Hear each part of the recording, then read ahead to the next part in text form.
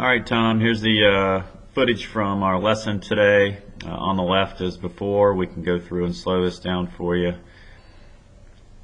And most of the shots that you were hitting sort of started off to the left. They were really weak, pretty low, not too much distance on them.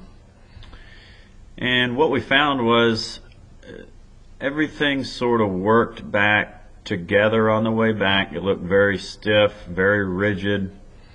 And then on the way down it sort of did the same thing. It was just everything sort of worked together. The shoulders and the hips and everything sort of worked together, and it was just more of a slap more than anything else.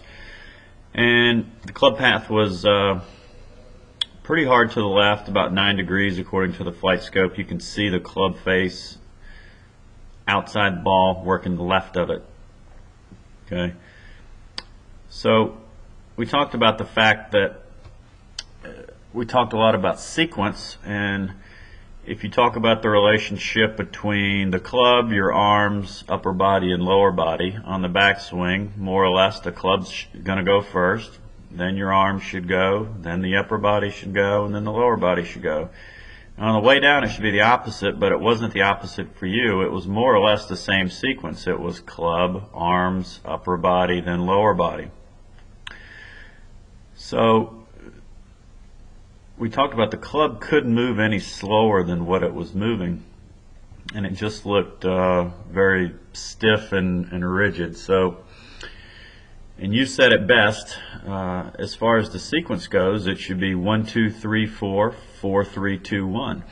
So we tried to do that here in some practice swings where we started to move the club first, then the arms and the upper body and the lower body, and then just the opposite on the way down. So it should be the lower body, the upper body, the arms, then the club.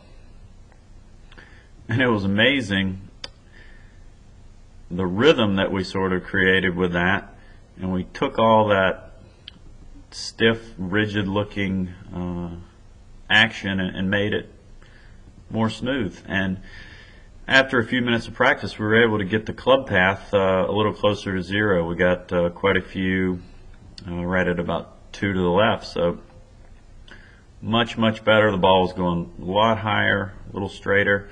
So good job, Tom.